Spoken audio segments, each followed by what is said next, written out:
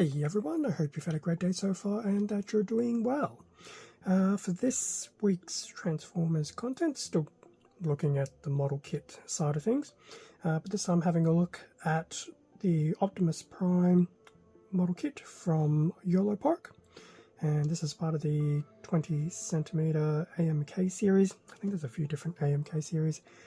And this, I think, was released around 2023. But either way, it was released around the time when the Rise of the Beasts movie came out. Fun factoid, still haven't seen it. Should really get on that. Anyway, so for our weekly content, going through yet another iteration of model kits for Transformers. Now looking at YOLO Park. So this would be the third model kit supplier that we've looked at. First being the Trumpeter Doyusha, followed by Blockies. Really have to try hard to say that right. And now YOLO Park.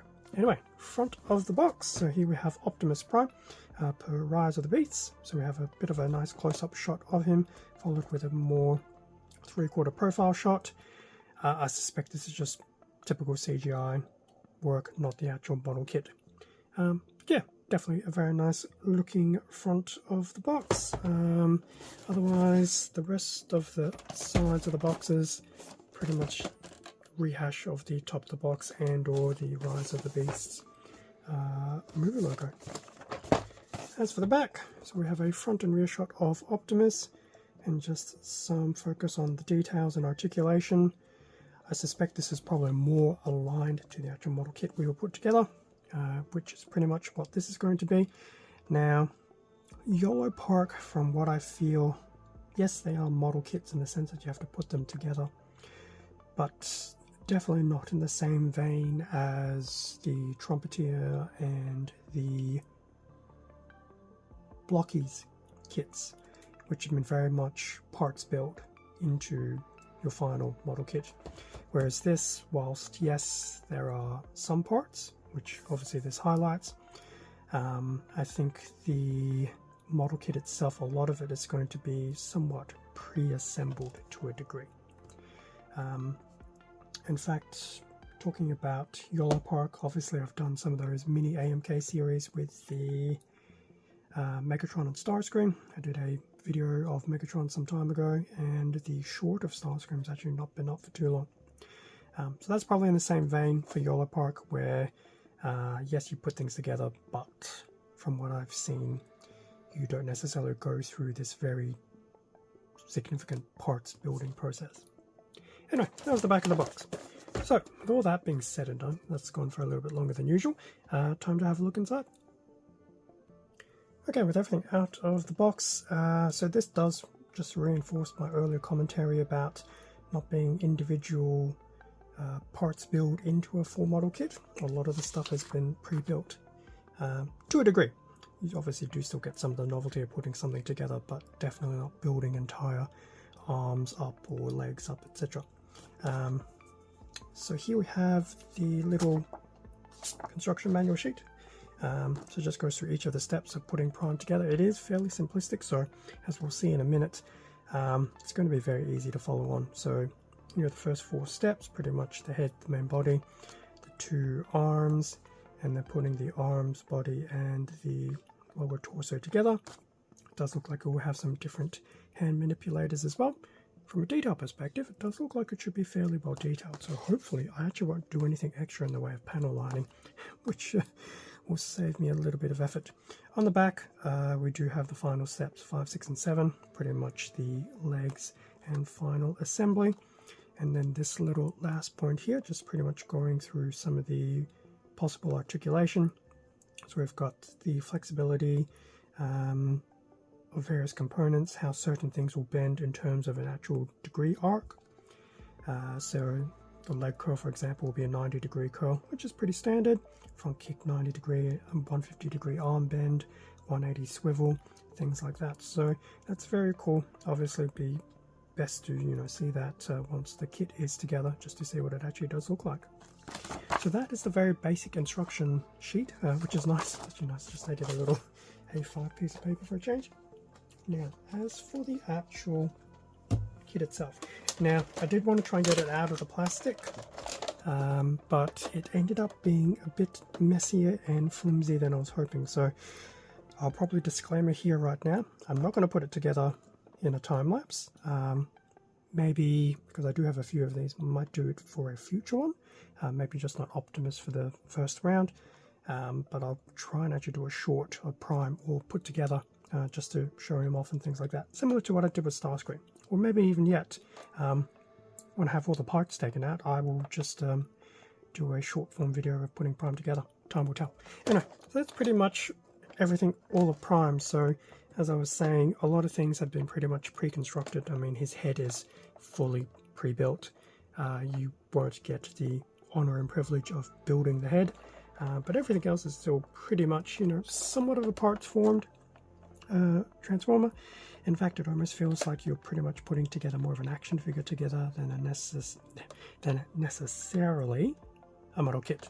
I mean, pretty much his main torso is pretty much right here, done and dusted.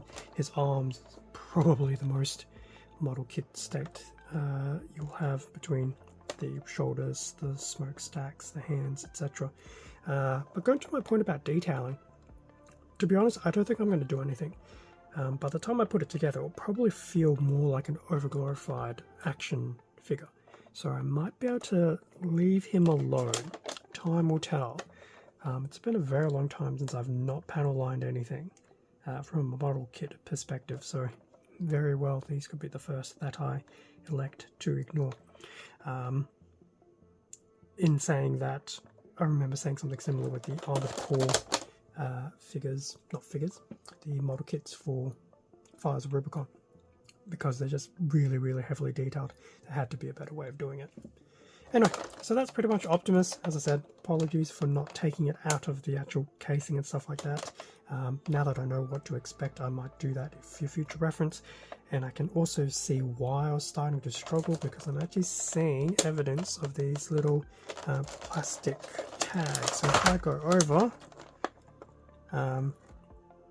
yeah, I can definitely see a few of these tags, so that explains why it was actually difficult to get the cover off, because I can see 1, 2, 3, 4, 5, 6 of these little tag things. So now that I know they're here, next time what I might do is, now that I know to snip them off, then I'll actually take off this top covering, and whoever the next YOLO Park model kit I look at the 20 centimeter size, will have a slightly better look, and maybe then I'll actually put it together. Time will tell.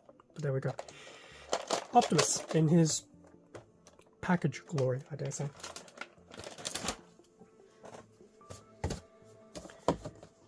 Okay, so that'll pretty much bring us to the end of the unboxing of the Optimus Prime 20 centimeter model kit for the AMK series from YOLO Park, as part of the Rise of the Beast Transformers international release, I guess.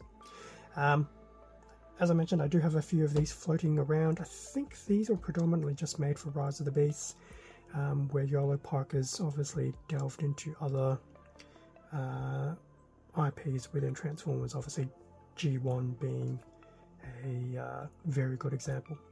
I do have a few more YOLO Park stuff within the G1 line, but yes, as time goes on, obviously I'll be expanding through the backlog of this, the backlog of my Lockies, the few remaining of my Trumpeteer, as time goes on. And then hopefully we'll get back into the figures, because thankfully enough, a lot of these model kits are becoming slow release. In fact, there is another set of model kits, Flame Toys. I do have a few. Not necessarily an Optimus, but I do have a few. So I might pull one out of storage, just so that we can have all four in close proximity of each other. Anyway, as I said, leaving it there. So thank you very much for watching this not as quick unboxing video. Feel free to do the usual like, comment, subscribe if you enjoyed the content. It does help support the channel. I do appreciate it. There'll also be stuff on my Instagram, so feel free to check that out. And I do try and keep the community postings updated with some regularity, just so that people can see what I'm actually building in my free time. Because obviously I churn out more unboxings than I build. That's because it's not my day job, unfortunately. Anyway, with that being said, stay safe and take care, and I will catch you all in potentially next week's Transformers video or something else on the channel. See ya.